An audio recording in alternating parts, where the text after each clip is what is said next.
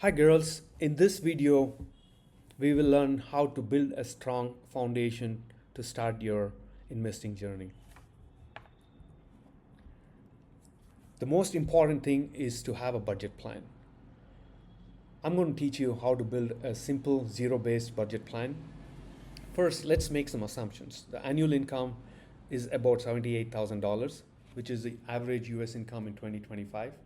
And we'll assume the taxes to be between 22% to 26%, which is about $18,720 per year. And you're going to invest 20% per year, which is about $15,600 per year. Moving from left to right, your first column, you can see the months that are listed there. And your monthly income, which is listed in your second column, is about $6,500. And your taxes is about $1,560. And your investments is about $1,300, which will leave you with a monthly budget of $3,640. The column that you're going to update on a regular basis is the expense column. And the last column, which I would like to call it as profit and loss, will let you know whether you're on budget, under budget, or over budget. I recommend you run your finances like a business. You cannot manage what you cannot measure. For at least 3 months, update and track your expenses every week. Once the habit has been established, you can switch to monthly tracking. A simple zero-based budget lets you set aside investment dollars first and live on the remaining budget. The second most important thing that you need to do is build an emergency fund. A strong emergency fund ensures that unexpected expenses or income loss become an inconvenience, not a disaster. Again, let's assume annual income as $78,000. Based on the previous budget plan, the recommended emergency fund is about $43,680. This should cover 1 full year of expense. The frugal living will help here. This fund should be built as soon as possible before investing. Now, let's understand the various tax advantaged accounts and the brokerage accounts to build your wealth. Tax exempt accounts. A tax exempt account are investment accounts where you contribute money on which you've already paid taxes. And in return, all qualified withdrawals, including earnings, are completely tax-free. There are 4 kinds of accounts. A Roth IRA, where you can contribute on your own, but something to note here is it does have an income limit, which can be overcome by using a backdoor Roth. You can do your own research for what the backdoor Roth is, or you can ping me. I'm happy to help you out. And the second one is Roth 401k, which is contributed through an employer. There is no income limit on this. The third one is health savings account. I call this the triple tax advantaged account.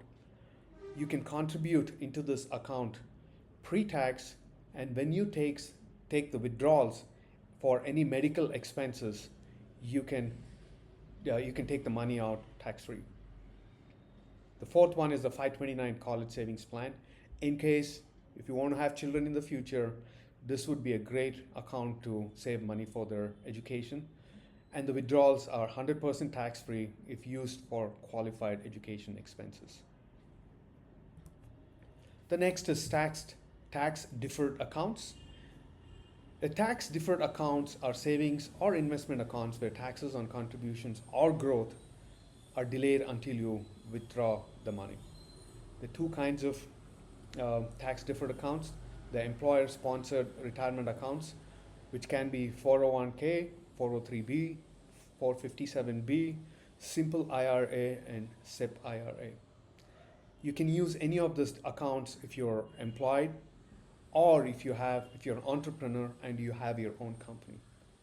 The second one is the individual retirement accounts. This is for people who earn hourly wages and they still want to save towards their retirement. Brokerage accounts. A brokerage account lets you buy and sell investments freely, but earnings are taxed annually when assets are sold. It's best used after maxing out tax advantaged accounts. it is very important to understand short-term versus long-term capital gains taxes. The short-term capital gain taxes are for assets that are sold within an year. These are taxed as ordinary income. It can be anywhere from 10% to 37%. You have to be careful that this will directly increase your taxable income, potentially pushing you into a higher income tax bracket overall. I prefer to sell assets since knowing you would have already established an emergency fund. I would highly recommend that you sell assets after you held it for a year.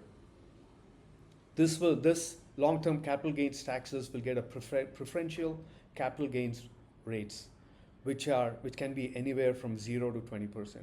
It offers a significant tax break, especially for high income earners. In conclusion, build a simple zero-based budget and update your expenses regularly. Establish a one-year emergency fund by living frugally. Once the emergency fund is in place, begin investing 20% of your total income, prioritizing tax-advantaged accounts. Invest any additional savings through brokerage accounts. Please understand short-term and long-term capital gains taxes. In the next video, we'll drill down into how to invest your money to build your wealth. And finally, let's wrap it up with a dad joke. I only know 25 letters in alphabets. I do not know why. I love you both. See you in the next video.